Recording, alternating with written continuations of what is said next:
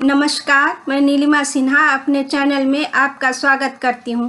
आज मैं इग्नू कोर्स के 003 विकास का समाजशास्त्र में एक प्रश्न लेकर आई हूं, जिसका उत्तर देने की कोशिश करूंगी।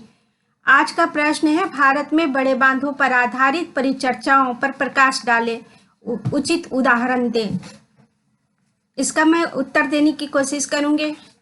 भारत में बड़े बांधों पर आधारित पक्ष और उसके विरुद्ध अनेक तर्कों पर परिचर्चा होती रही है। इन परिचर्चा में भारत के बड़े बांधों के निर्माण में निहित मानवीय और पारिस्थितिकीय लागत रहा है। बड़े बांधों के निर्माण ने जहां पीने योग्य जल एवं जल विद्युत पैदा की है, वहीं लाखों लोगों को असाधारण रूप से अपने आवासों से विस्थापित किया है। वनों के विशाल भूभाग को जलमग्न कर दिया है। बड़ी पहाड़ी के विनाश का कारण भी बनता जा रहा है। बड़े बांधों की परिचर्चा में नियमित रूप से उठाया जाने वाला प्रश्न यह है कि क्या बड़े बांधों से होने वाला लाभ उससे होने वाली हानियों से बढ़कर है? क्या बांधों के निर्माण लाखों लोगों से उसका घर छीनने की कीमत पर उचित है? क्या हम विपुल प्राकृतिक वनस्पतियों वाले विशाल भूखंडों को खोना सह सकते हैं? यद्यपि इन बड़े बांधों के निर्माण के विरुद्ध अभियान छेड़ा गया है, इससे बड़े आंदोलनों का जन्म हुआ है, क्योंकि इस प्रकार का विकास बड़े अभियानों के छेड़ने के बावजूद होता है और इसके प्रत्यक्ष भयंकर तथा अनर्थकारी परिणाम हो सकते हैं। बांधों, विशेषकर बड़े बांधों ने 19वीं और 20वीं शताब्दी में लोकप्रियता हासिल किया। बड़े बांधों द्वारा दो महत्वपूर्ण कार्य होते हैं। पहला, एक तो वे नद और सतही जल का भंडारण करते हैं ताकि जल हेतु मांग और उसकी उपलब्धता में असमंजस को दूर किया जा सके। दूसरा, बांध में उठान पर संग्रहित जल और ढाल पर नदी के बीच अंतरीय ऊंचाई जल शक्ति पैदा करते हैं और बिजली उत्पन्न करते हैं। इस प्रकार बांध न सिर्फ औद्योगिक इकाइयों और घरों के लिए बिजली प्रदान करता है, अपितु कृषि उद्योगों, व्यापक उपभोग के लिए जल की आपूर्ति भी करता है। फिर भी बड़े बांधों ने समर्थन के स्थान पर विरोध को अधिक उत्पन्न किया है। बड़े बांधों से पड़ने वाले प्रभाव इस प्रकार हैं। पहला, प्रतिरोध और विस्थापन। हीराकुंड की झील एशिया की सबसे बड़ी मानव निर्मित झील है। इस पर बनाए गए बांध भारत के बड़े बांधों में से एक है। इसकी लंबाई 8,401 मीटर है। उड़ीसा राज्य में महानदी पर यह बनाया गया है। यह बांध विश्व का सबसे बड़ा बांध है। इस बांध का मुख्य उद्देश्य उड़ीसा के तटबंधीय क्षेत्र को बाढ़ से सुरक्षा प्रदान करना था। तथापि इस बांध से उड़ीसा के पश्चिमी छोर अत्यंत प्रभावित हुए हैं, जिसमें 1.5 लाख लोग अपने घर से बेघर हो गए तथा 22,000 परिवार इस इलाके को छोड़कर चले गए। इस बांध का प्रारंभ 1948 में शुरू किया गया था। यह 1957 में बनकर तैयार हुआ। इस परियोजना में आने वाला खर्च करीब 1 बिलियन रुपया थी। यह हाइड्रो इलेक्ट्रिक उत्पादन है। भारत में बड़े बांध निर्माण की राजनीति और पर्यावरण पर उनके होने वाले हानिकारक प्रभाव की ओर ध्यान खींचा गया है। नर्मदा बचाओ आंदोलन नर्मदा नदी की रक्षा हेतु चलाया गया एक अभियान है। नर्मदा नदी भारत के 3 राज्यों से होकर बहती है, मध्य प्रदेश, महाराष्ट्र और गुजरात। एक पावन नदी के रूप में नर्मदा हजारों ग्रामवासियों की जीवन रेखा है और उसका महत्व इस भूभाग की लोक परंपराओं में परिलक्षित होता है। 1985 में विश्व बैंक ने नर्मदा नदी पर बांध बनाने की मंजूरी दी थी। यह दुनिया का दूसरा सबसे बड़ा बांध है। यह बांध बहुउद्देशीय बांध है। यह 800 मीटर ऊंचा है। इसका नाम सरदार सरोवर बांध है। यह परियोजना 1961 में शुरू होकर बंद हो गई थी। उसके बाद 1947 में इसे फिर से शुरू किया गया और 17 सितंबर 1917 में 65,000 करोड़ की लागत से देश को समर्पित किया गया। इसका उद्देश्य नागरिक एवं औद्योगिक परियोजनाओं हेतु 130 करोड़ घन मीटर जल उत्पन्न करना था तथा इसमें 1450 मेगावाट बिजली उत्पन्न करने की क्षमता है।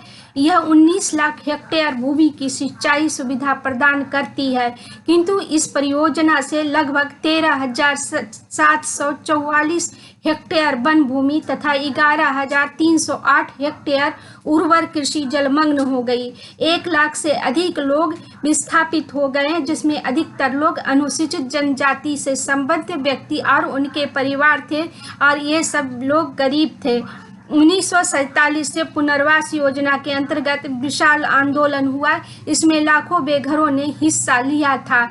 परियोजना के लंबे रूप और विस्तार का लोगों ने बहिष्कार किया था तथा इस योजना पर पुनर्विचार करने के लिए सरकार पर दबाव भी डाला गया था।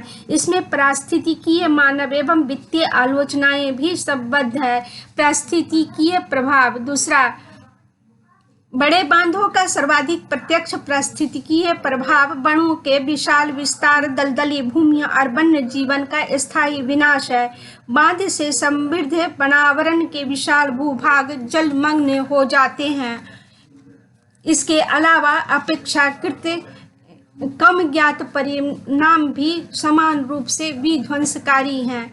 टिहरी बांध या स्वामी रामतीर्थ सागर बांध विकास परियोजना का एक प्राथमिक बांध है। यह भारत के सबसे बड़ा बांध है। यह उत्तराखंड राज्य के टिहरी में स्थित है।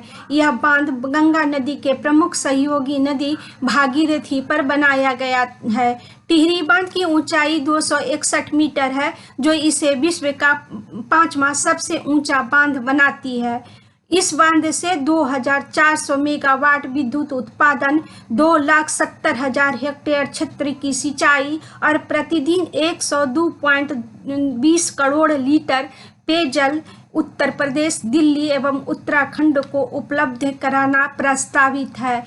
इसका निर्माण 2006 में पूरा हुआ। जुलाई 2006 में टिहरी बांध का स्थानीय लोगों और पर्यावरण संगठनों ने इसका विरोधी प्रदर्शन किया। बड़े बांधों से पर्यावरण के होने वाले क्षति तथा मानवाधिकारों के हनन की चिंता व्यक्त की गई। टिहरी बांध 855 फुट ऊंचाई पर 6.8 से लेकर 8.5 तीव्रता वाली भूकंप क्षेत्र में है। इस तीव्रता वाले क्षेत्र में भूकंप से क्षति हो सकती है। इसके तटबंधों के टूटने से जल प्लावन का खतरा है, जिससे लाखों लोग प्रभावित हो सकते हैं। सुंदरलाल बहुगुणा ने टिहरी बांध के खिलाफ दोबारा विरोध चलाया। उनका संदेश है, बांध पहाड़ों का विनाश है, इसलिए हमें बांध नहीं चाहिए। बांध बनने से नदी की स्वाभाविक धारा भी टूट जाती है। इसे जलीय जंतु और मछलियां के साथ साथ पूरे जलीय परितंत्र प्रभावित होते हैं। तीसरा, मनुष्य पर पड़ने वाला प्रभाव। बांध परियोजनाओं का सबसे स्पष्ट और प्रत्यक्ष परिणामों में एक अपने वासस्थान से लोगों का विस्थापन है। बड़ी संख्या में लोग काम की तलाश में पहले ही जनाधिकार अधिकार से ग्रस्त नगरों और शहरों की ओर पलायन करने को मजबूर होते हैं और निकृष्ट शहरी दशाओं में रहते हैं। अनेक लोग बांध स्थल पर काम करके गुजर बसर करते हैं। वे कठोर कार्य दशाओं में रहकर काम करते हैं। निर्माण स्थल विशेष रूप से संक्रामक रोगों के प्रभाव ग्रहणशील होता है, जैसे मलेरिया, डेंगू, तपेदिक, सर्दी, जुकाम इत्यादि। बांध का काम समाप्त हो जाने पर अक्सर ही स्थानीय लोगों को उक्त स्थल छोड़ने के लिए शारीरिक बल प्रयोग से मजबूर किया जाता है। चौथा, वित्तीय प्रभाव। बांधों के लिए विपुल वित्तीय निवेश आवश्यक होते हैं, जो कि इसके आलोचकों के अनुसार अब तक के सबसे अधिक अलाभकारी निवेश रहे हैं।